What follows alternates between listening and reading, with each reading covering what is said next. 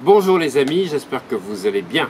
Et le but de cette vidéo, c'est que vous alliez de mieux en mieux. Voilà. Moi personnellement, dans les objectifs que j'ai, de mes rituels du matin, mon objectif c'est d'aller bien tout le temps.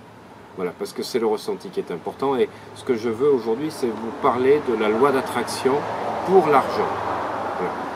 Alors je sais que ce n'est pas forcément le but de chaque personne. Les gens veulent être heureux, veulent avoir le bon partenaire. Mais l'argent est important. Si vous avez des problèmes d'argent, vous ne pourrez pas forcément être toujours bien dans votre vie, vous aurez des frustrations. Et pour avoir plus d'argent dans sa vie, il faut surtout avoir un meilleur ressenti avec l'argent. Voilà, donc, quelles sont les sensations que vous avez avec l'argent? Quels sont les ressentis? Quelles sont les croyances que vous avez sur l'argent? Et c'est tout ce travail que dans les séminaires que je propose sur www.oliviermelrieux que nous allons faire sur 4 jours, une vingtaine d'exercices avec des protocoles très simples. Alors je vais vous expliquer un petit peu comment fonctionne l'argent, le rapport qu'on a à l'argent. Alors la première chose, c'est que nous avons une programmation mentale dans notre enfance qui vient de nos parents, des exemples que nous avons eus, ce que nous avons vu, ce que nous avons entendu et peut-être de certaines situations visuelles pour ce qu'on a vu, kinesthésique pour les sensations, des situations qui se sont passées. Et les programmations mentales, c'est ce qu'on a entendu. On va retrouver le VAK, visuel, auditif, kinesthésique. Et je prends tout le temps l'exemple, par exemple, d'une famille composée d'un homme qui est marié et cet homme est actuellement en CDD. Voilà, il se marie, sa femme ne travaille pas, ils vont avoir un enfant, ils ont 26 ans tous les deux. L'enfant va naître, ils sont locataires, l'argent est difficile, l'argent doit se conquérir, il faut du labeur. Et les programmations, ce que voit l'enfant entre ses 0 à 7 ans, va créer les croyances qu'il a par rapport à l'argent. Et puis une deuxième personne naît dans la fratrie, une personne 4 ans après, et cet enfant va naître alors que le parent, le père, lui est passé maintenant en CDI, il a un emploi stable, il touche plus d'argent. La mère, maintenant, travaille, et donc les revenus ont été doublés, et ils se sont mis dans un pavillon, voilà, un joli pavillon, mais ils sont toujours locataires. Voilà, imaginez ce que l'enfant peut avoir comme ressenti, comme image, comme phrases qui vont être dites, qui n'ont plus rien à voir avec ce qui était dans le cas du premier enfant. Alors, je peux même aller plus loin si on veut aller dans l'explication. Imaginons que la mère travaillant, l'enfant est pris en charge soit par la grand-mère, soit par la nounou. Donc déjà, on aura deux cas différents.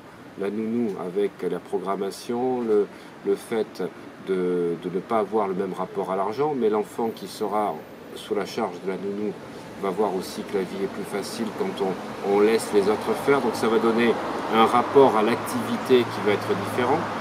Tandis que si c'est dans le cas de la grand-mère, vous voyez toutes les, on va dire, avant la Seconde Guerre mondiale, toutes les programmations qui ont pu être faites sur la transmission, ne pas dépenser l'argent, économiser, préparer, etc. Parce qu'on n'était pas dans les mêmes notions d'argent en sortant de la guerre, pour les personnes qui ont des grands-parents de 70-80 ans, que maintenant. Et puis 4 ans après, un troisième enfant naît dans la famille, et cet enfant, eh ben, il est élevé, lui, dans une maison, parce que le couple a réussi à passer à un niveau supérieur. Le père est passé cadre, la mère travaille qu'à mi-temps. Voilà, donc l'argent pour elle n'est qu'une activité secondaire. Elle ne travaille pas pour l'argent, elle travaille pour pouvoir dépenser, pour pouvoir investir. Donc déjà, ce n'est pas le même rapport. Et ils achètent une maison dont ils sont propriétaires et ils ont une magnifique piscine. Donc vous voyez déjà dans l'histoire de ces 3 personnes, même si génétiquement ils ont les mêmes gènes, ces 3 enfants vont avoir un rapport à l'argent totalement différent. Et tout ce qu'ils vont voir, entendre, ressentir, va créer à la fois des phrases, des programmations verbales, des rapports à l'argent.